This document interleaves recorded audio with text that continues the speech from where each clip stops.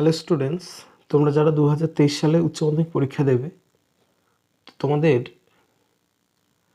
সিলেবাসের 3 কোয়েশ্চেন্স নামক যে গল্পটি, সেই গল্পটির ইম্পর্টেন্ট LAQ কোয়েশ্চেন্সগুলোর আনসার আজকে আমি সলভ করে দেব।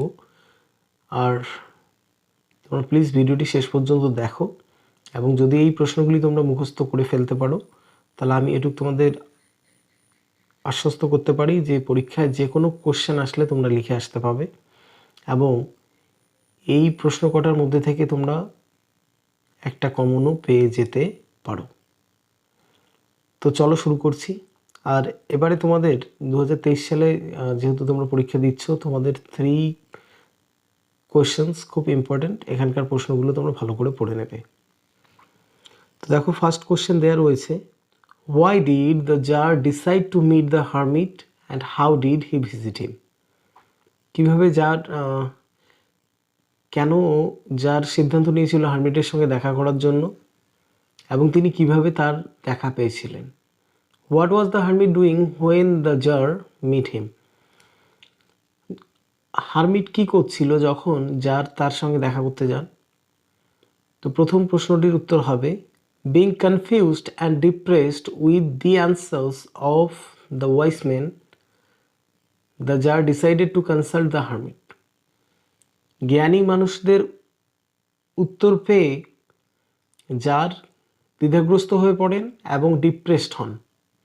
তাই জন্য তিনি সিদ্ধান্ত নেন তিনি হারমিটের সঙ্গে দেখা করবেন, সন্ন্যাসীর সঙ্গে দেখা করবেন।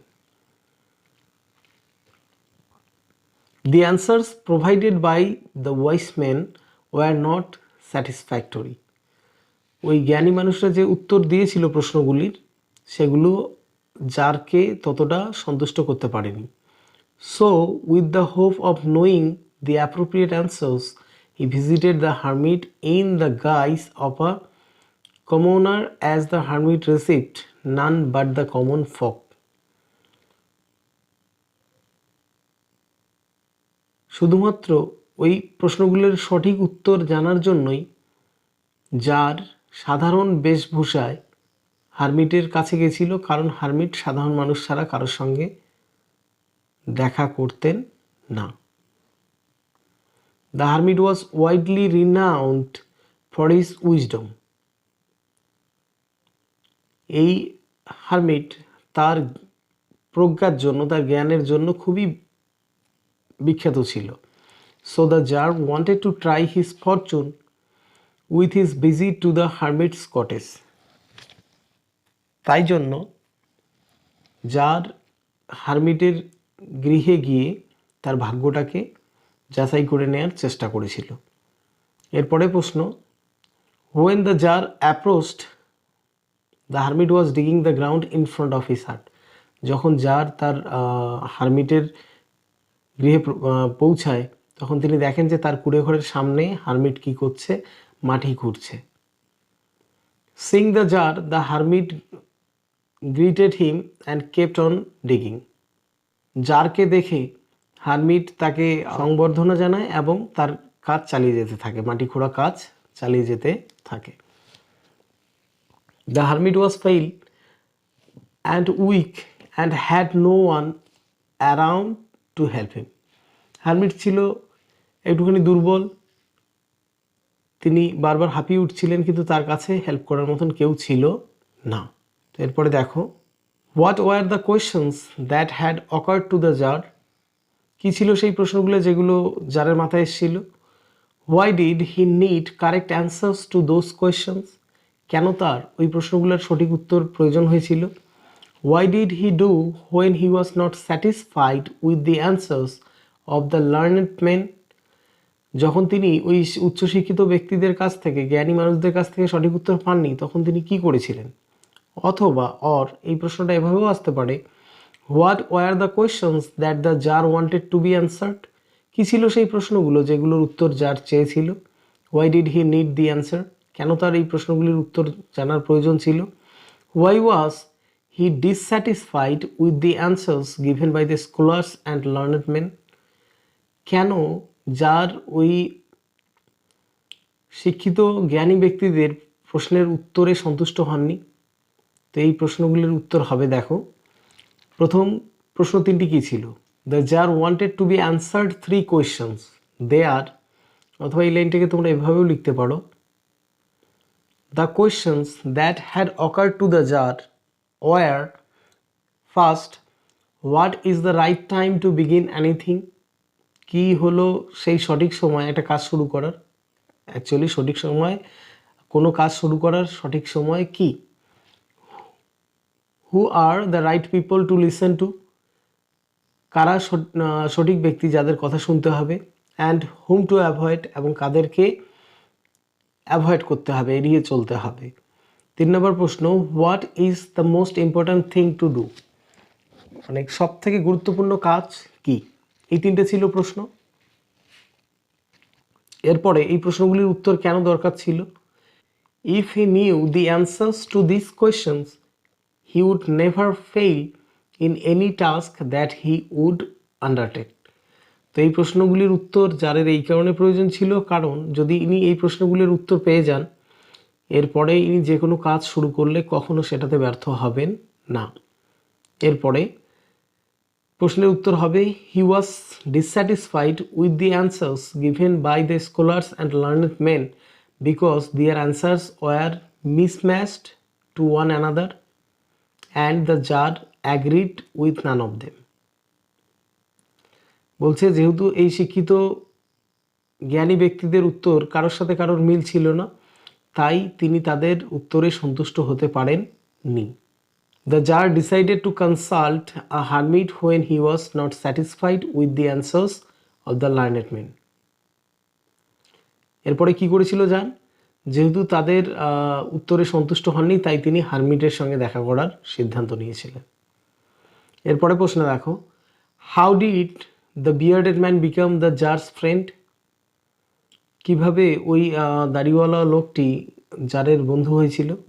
Once when the jar alone came to a hermit to get answers of his 3 questions, his one of the avowed enemies was ambushing in the wood to kill the jar on his way back, as the jar killed that man's brother and seized their property. তো বলছে যে একদিন যখন jar সন্ন্যাসীর কাছে এসেছিল তার প্রশ্ন 3টির উত্তর জানার জন্য, ঠিক সেই সময় জঙ্গলের ঝোপের আড়ালে লুকিয়েছিল একজন শত্রু, যিনি ওই জারকে মারতে চেয়েছিলেন, কারণ জার তার ভাইকে মেরেছিল এবং তাদের সম্পত্তি দখল করে নিয়েছিল। When the day was passing and the jar did not return, দিন শেষ হওয়ার পরেও যখন জার ফিরে আসেনি, the man lost his patience, লোকটি তার ধৈর্য হারিয়ে ফেলে, and came out of ambush to find him, এবং জঙ্গলের বাইরে এসে জারকে খুঁজতে শুরু করে।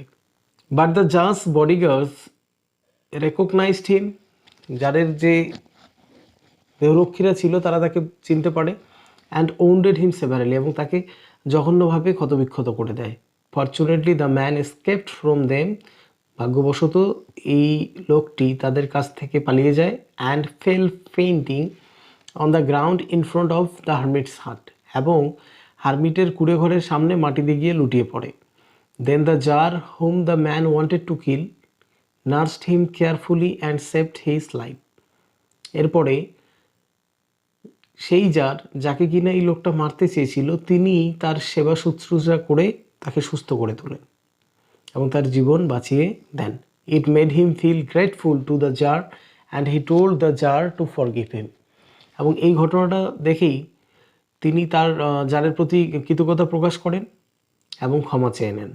হি also told that he would be his most faithful servant, এবং তিনি আশ্বস্ত করেন যে তিনি জারের সব থেকে বিশ্বস্ত ভৃত্য হয়ে থাকবেন। Then the tsar promised him to restore his property and send his servant to attend him. তারপরে জার অবশ্য তাকে আশ্বস্ত করে যে তিনি তার সম্পত্তি তাকে রিটার্ন দেবেন।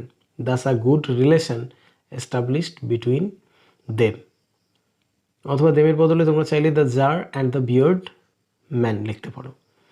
এইভাবেই ওই লোকটি এবং জারের একটা ভালো সম্পর্ক তৈরি হয়। তারপরে নেক্সট কোয়েশ্চেন দেখো, forgive me said the beard man in a weak voice. দুর্বল সুরে এই লোকটি বলে যে আমাকে ক্ষমা করে দাও। Why did the bearded man become an enemy to the jar? What did the man swear and resolve to do? কি প্রতিজ্ঞা করেন? ওই লোকটি কি প্রতিজ্ঞা করেন? Why did the man ask forgiveness? কেন লোকটি ক্ষমা চেয়েছিল? অথবা why did the bearded man become an enemy of the tsar? কেন শত্রু হয়েছিল জারের? What did the man swear and resolve to do? কি প্রতিজ্ঞা করেছিল করার জন্য? Why did he ask forgiveness of the tsar and what did he promise him? এবং সে কি প্রমিস করেছিল? তো এই প্রশ্নগুলির উত্তর দেখো। ফার্স্ট কোশ্চেনটির উত্তর হবে the bearded man became an enemy of the tsar because the tsar executed his brother and seized his property. কারণ জার তার ভাইকে মেরে ফেলেছিল এবং তার সম্পত্তি দখল করে নিয়েছিল, এই জন্য শত্রু হয়েছিল। Man swore to take revenge on the tsar for his brother's execution and seizing his property. He also resolve to kill the tsar on his return from the hermit.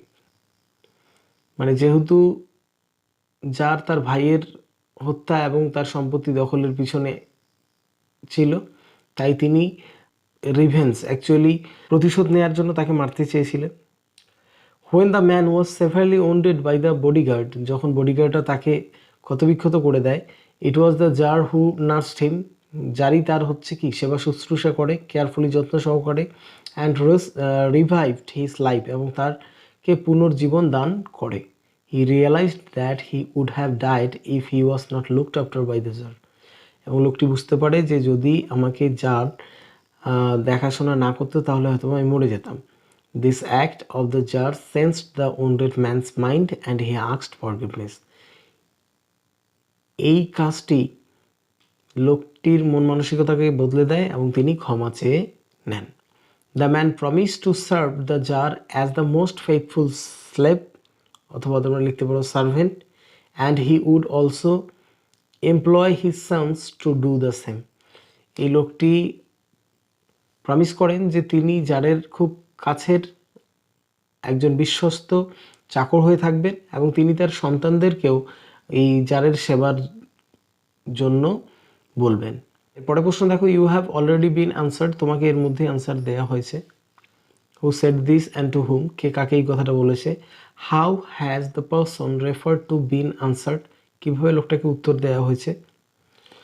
তো প্রথম প্রশ্নের উত্তর দেখো, the hermit said this to the tsar in the story three questions. Hermit বলেছিল জারকে three questions নামক গল্পে। এর পরের প্রশ্নের উত্তর কি হবে। The czar requested the hermit to answer his questions several times but the hermit believe that experience is the best teacher. জার হারমিটকে বারবার বলেছিল তার প্রশ্নের উত্তর দেওয়ার জন্য, কিন্তু হারমিট বিশ্বাস করতেন যে অভিজ্ঞতাই সব থেকে ভালো শিক্ষক। So the tsar was answered by his real life experiences. তাই জারকে উত্তর দেওয়া হয়েছিল হারমিটের দ্বারা আসল জীবনের যে অভিজ্ঞতা সেই অভিজ্ঞতা থেকে। The hermit told the tsar that if the tsar had not dug the seed beds for the hermit out of pity, then the jar would have gone his way and would have been attacked by the man and would have regretted the fact of not staying with the hermit. তো hermit জারকে বলে যে যদি তুমি আমার প্রতি সহানুভূতি দয়া না দেখিয়ে আমার সাথে এই যে বীজ বোনার কাজ না করে চলে যেতে, তাহলে হয়তো এই লোকটা তোমাকে অ্যাটাক করতো। এর ফলে তুমি আফসোস করতে যে কেন হারমিটের সঙ্গে থাকলাম না। So when the tsar was digging the beds was the most important time. তাই জার যখন এই মাটি খুঁজছিল সেটাই ছিল তার কাছে সব থেকে গুরুত্বপূর্ণ সময়। And for hmm he was digging the beds was the most important person, এবং যার জন্য তিনি মাটি খুঁড়ছিলেন তিনি হলেন তার কাছে সবথেকে গুরুত্বপূর্ণ ব্যক্তি। And to do good to the hermit was his most important business, অথবা ওয়ার্ক অথবা থিং, জব, যে কোনো একটা লিখতে পারো তোমরা।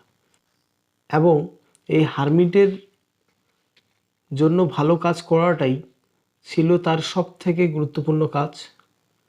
The hermit was told the jar that later when he was attending the wounded man, then the time was the most important time. এরপরে তিনি আরও বলেন উদাহরণ দিয়ে যে যখন যার ওই ক্ষতবিক্ষত লোকটির সেবা করছিল সেটাই ছিল গুরুত্বপূর্ণ সময়।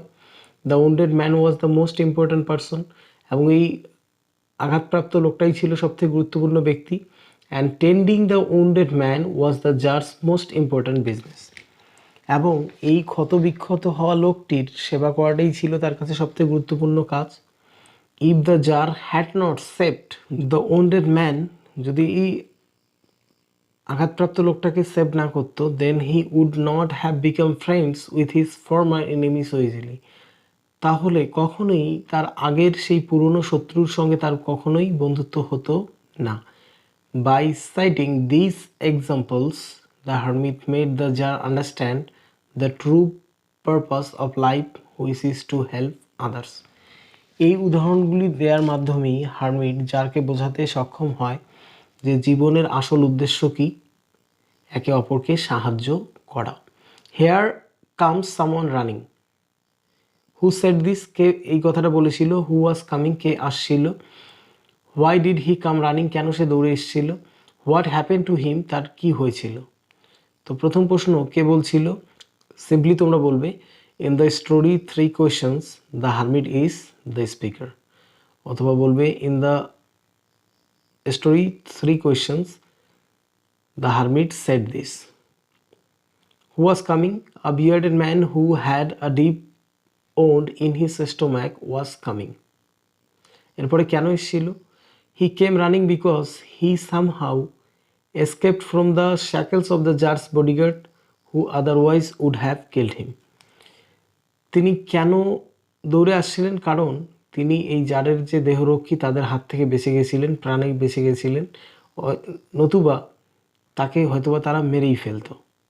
এর পরের প্রশ্ন কি হয়েছিল, the bearded man was the tsar's enemy, এই দাড়িওয়ালা লোকটি ছিল জারের শত্রু। Who swore to take revenge from the tsar because the tsar executed his brother and seized his property, কারণ এই লোকটির ভাইকে জার মেরে দিয়েছিল এবং তার সম্পত্তি দখল করে নিয়েছিল, তাই তিনি প্রতিশোধ নিতে চেয়েছিলেন জারের কাছ থেকে। In an attempt to kill the tsar he came out from his ambush to find the tsar, তাই জন্য তিনি ঝোপের আড়াল থেকে বাইরে বেরিয়ে আসেন জারকে খোঁজার জন্য। Instead of finding the tsar he came upon the tsar's bodyguard who recognised him and wounded him, জারকে খুঁজে না পেয়ে বরং কী হয়েছিল, বডিগার্ড জারের দেহরক্ষীরা তাকে চিনতে পায় এবং তাকে ক্ষত করে ফেলে, আহত করে ফেলে। The man was badly wounded, লোকটি ছিল খুব জঘন্যভাবে ক্ষতবিক্ষত, আঘাতপ্রাপ্ত, আহত। He held his hands pressed against his stomach and blood was flowing from under them. As soon as he reached the tsar he fell fainting on the ground মোর্নিং feebly, তারপর সে দ্রুত পালিয়ে গিয়ে হারমিটের বাড়ির সামনে গ্রাউন্ডে লুটিয়ে পড়ে। তো এখান থেকে এই ইম্পর্টেন্ট কোয়েশ্চেনগুলো যদি তোমরা মুখস্থ করে ফেলতে পারো, তাহলে আমি তোমাদের গ্যারান্টি দিয়ে বলতে পারি যে তোমরা পরীক্ষায় কমন পাবেই। বাই এনি চান্স যদি তোমাদের কমন নাও চলে আসে, এই প্রশ্নটা মুখস্থ করলে তোমরা যে কোনো প্রশ্ন পরীক্ষা আসলে আনসার লিখে দিয়ে আসতে পারবে। তো চলো, যদি ভিডিওটি তোমাদের হেল্পফুল মনে হয় থাকে তাহলে প্লিজ ভিডিওটিকে বেশি বেশি শেয়ার করে তোমাদের বন্ধুদের দেখার সুযোগ করে দিও, এবং ভিডিওটিতে একটি লাইক দিয়ে আমার চ্যানেলটিকে সাবস্ক্রাইব করে পাশের বেল আইকনটি অন করে দিও। তাহলে আমি যখনই নতুন কোনো ভিডিও আপলোড করব সেই ভিডিওর নোটিফিকেশান সবার প্রথম তোমার কাছে পৌঁছাবে। Thank you. Love English, English will love you.